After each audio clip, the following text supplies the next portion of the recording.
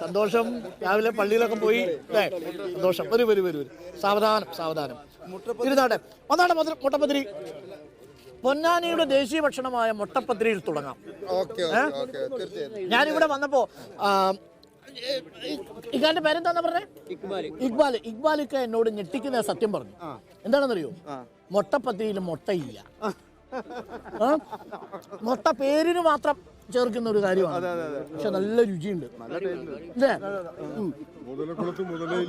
മുതലക്കുളത്തിൽ മുതലയില്ലാത്തതുപോലെ അല്ലെ?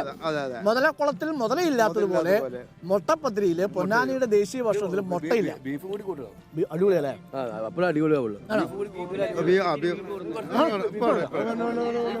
ഞാനിത് വെച്ച് പിന്നെ എടുത്തോളാം. ഞങ്ങളുടെ ടീമിന്റെ ഒന്ന് കൊടുത്താൽ സൂപ്പർ ആയിട്ടുണ്ട്. ബീഫ് കഴിക്കും. എന്താ പ്രശ്നം? ബീഫ് എന്താ കഴിച്ച പ്രശ്നം? നമ്മുടെ മലയാളികളുടെ ദേശീയ ഭക്ഷണമല്ലേ ബീഫ്. ഇപ്പൊ വേണ്ട. നമ്മൾ കുറച്ച് കാര്യങ്ങൾ സംസാരിക്കട്ടെ. അപ്പോ സ്വാഗതം. പ്രേക്ഷകർ ലൈവായിട്ട് കണ്ടോണ്ടിരിക്കുക. പൊന്നാനി വന്നപ്പോൾ വലിയ സന്തോഷം എന്താന്ന് വെച്ചാല് രാവിലെ മനുഷ്യരെല്ലാരും റോഡിലുണ്ട്. ഇപ്പൊ വളാഞ്ചേരിയിൽ നിന്ന് കുറച്ച് ചെറുപ്പക്കാർ രാവിലെ 6 മണിക്ക് ബൈക്ക് ഓടിച്ച് പൊന്നാനിയിൽ വന്നു മുട്ടപ്പത്തിരിയും ബീഫും കഴിക്കാൻ. അപ്പൊ പൊന്നാനിക്ക് ആൾക്കാരെ സ്വീകരിക്കാനുള്ള മനസ്സുണ്ട്. അപ്പോ കേസ് ഹംസയെ പൊന്നാനി സ്വീകരിക്കുമോ എന്ന ചോദ്യമാണ് പൊളിറ്റിക്കൽ ചോദ്യം. അത് ഇവർ ഉത്തരം പറയട്ടെ. റിപ്പോർട്ട് ചാനൽ വന്നപ്പോൾ ജനസാഗരം ഉണ്ടായത് അതുകൊണ്ടാണ്.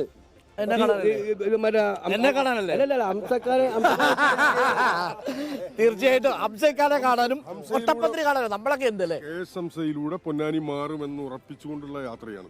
2004 TK ഹംസ ചരിത്രം കുറിച്ചു മഞ്ചേരിയില്. അത് 2024 KS ഹംസ. മാത്രമല്ല പൊന്നാനി മറികടക്കാൻ പറ്റാത്ത കോട്ടയൊന്നുമല്ല. 3 നിയമസഭാ മണ്ഡലങ്ങൾ LDF-നോടൊപ്പം. 4 ഉണ്ട്. അപ്പൊ 3 മാത്രമാണ് UDF-ന്റെ ഭാഗത്ത്.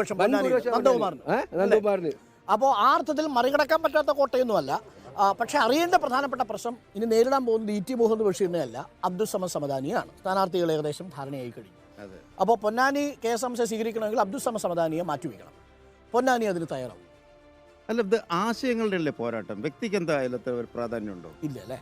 ഉണ്ടല്ലോ. ഇല്ലല്ലോ. അങ്ങനെയല്ലേ കേരളത്തിന്റെ ഒരു രീതി വെച്ച് അങ്ങനെയല്ലേ? പൊന്നാനി തന്നെ അങ്ങനെയല്ലേ സ്വീകരിച്ചത്?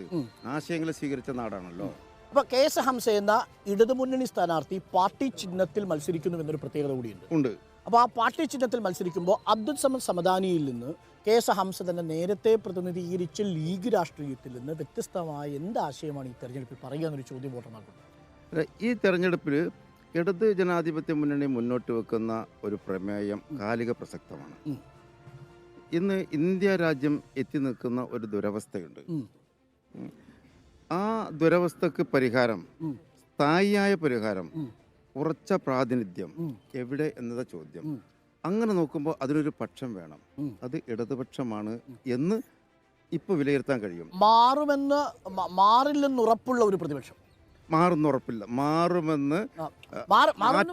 മാറ്റുമെന്നും അതായത് BJP-ക്ക് പണം കൊടുത്ത് നിങ്ങൾക്ക് MLA-മാരെ അല്ലെങ്കിൽ MP-മാരെ വാങ്ങാൻ കഴിയില്ല എന്ന് ഉറപ്പുള്ള ഒരു മുന്നണിയുടെ ഭാഗമാണ്.